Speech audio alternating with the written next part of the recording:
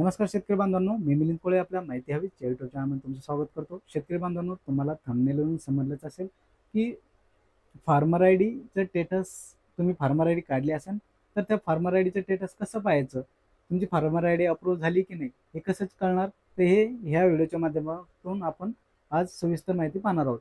तर सर्वात महत्त्वाचं म्हणजे प्रत्येक शेतकऱ्यांना फार्मर आय डी अत्यंत आवश्यक आहे. त्याशिवाय शेतकऱ्यांना कोणत्याही प्रकारचे अतिवृष्टी, त्याचबरोबर पीएम किसान, नमो शेतकरी हे कोणतेच त्याचबरोबर महाडीबीटी या योजनेचे जर फार्मर आय डी नसेल तर लाभ मिळणार नाही. तर आपण आता स्टेटस कसे चेक करायचे, तर सर्वात अगोदर तुम्हाला या वेबसाईटवर यायची. या वेबसाईटची लिंक तुम्हाला आपल्या डिस्क्रिप्शन बॉक्समध्ये भेटून जाईल. यावरती आल्यानंतर तुम्हाला अशा प्रकारे डॅशबोर्ड दिसेल, तुम्ही पाहू शकता डॅशबोर्ड. त्यानंतर आपल्याला दाखवत आहे चेक इनरोलमेंट स्टेटस, त्याच्यानंतर आपल्याला दाखवत आहे लॉग इन विथ सीएससी, तर आणि त्याच्यानंतर आपल्याला check check Jansamarth KCC status.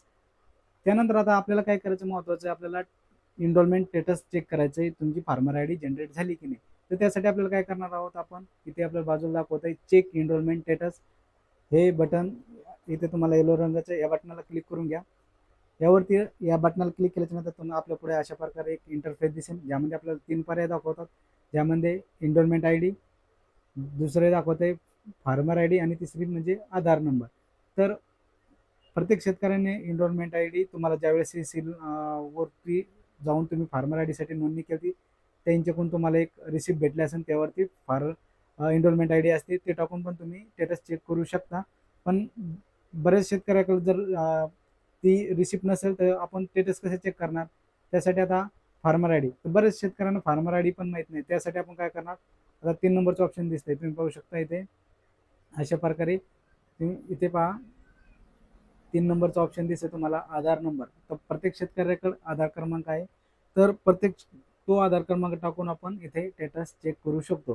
तर शेतकऱ्याचा आधार क्रमांक यामध्ये व्यवस्थित भरून घ्या, तुमचा आधार नंबर भरून घ्या, व्यवस्थित आधार क्रमांक टाका. प्रत्येक शेतकऱ्यांना फार्मर आय डीची आवश्यकता आहे, त्याशिवाय कोणत्याही योजनेचा लाभ मिळणार नाही. त्यामुळे तुम्ही जवळच्या सीएससी सेंटरवर जाऊन फार्मर आय डी काढून घेऊ शकता. आता आधार नंबर टाकून झाल्यानंतर चेक या बटनावर क्लिक करा. चेक या बटनावर क्लिक केल्याच्यानंतर तुमच्या समोर अशा प्रकारे तुमची सर्व माहिती दिसून येईल, ज्यामध्ये तुम्ही पाहू शकता तुमचा आधार नंबर दिसेल, पाहू शकता आधार क्रमांक, त्याबरोबर तुम्हाला फार्मर नेम म्हणजे शेतकऱ्याचं नाव दिसेल तुमचं स्वतःचं, आणि रजिस्ट्रेशन डेट पण दिसेल, तुम्ही कोणत्या दिवशी रजिस्ट्रेशन केलं तर फार्मर आय डीसाठी. आणि महत्त्वाचं म्हणजे आपल्याला फार्मर आय डी, आता तुम्ही पाहू शकता इथे महत्त्वाचं आपल्याला जे डॉक्युमेंट आहे फार्मर आय डी नंबर, ही महत्त्वाची आपल्याला यासाठीच आपण खूप हा व्हिडिओ बनवलेला आहे. तर आपल्याला हा फार्मर आय डीच्या खाली जो नंबर दिसतोय तर हाच फार्मर आय डी. ह्या फार्मर आय डी शिवाय आपण आरडीबीटी योजनेचे कोणतेही लाभ घेऊ शकत नाही.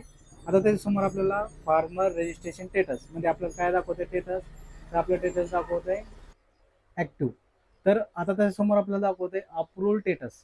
तर अप्रूव्हल स्टेटस म्हणजे आपलं काय दाखवतंय, ते हिरव्या कलरमध्ये अप्रूव्हल दाखवतंय, म्हणजे आपली फार्मर आय डी अप्रूव्हल झालेली आहे. आता बऱ्याच शेतकऱ्याच्या यामध्ये काहीचं रिजेक्ट दाखवत आहे, काहीचं ऑटो अप्रूव्हल दाखवत आहे, काहीचं पेंडिंग पण दाखवत आहे.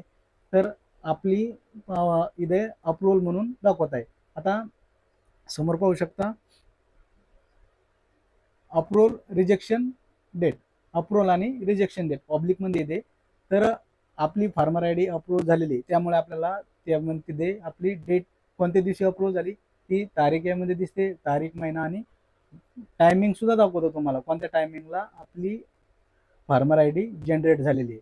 तर हीच होती एक छोटीशी अपडेट. तुम्हाला कशी वाटली नक्की कमेंट करून सांगा, आणि अशाच महत्त्वपूर्ण व्हिडिओसाठी मित्रांनो आपल्या चॅनलला सबस्क्राईब करा, म्हणजे तुम्हाला अशाच महत्त्वपूर्ण व्हिडिओचे नोटिफिकेशन हे सर्वात अगोदर भेटत राहतील.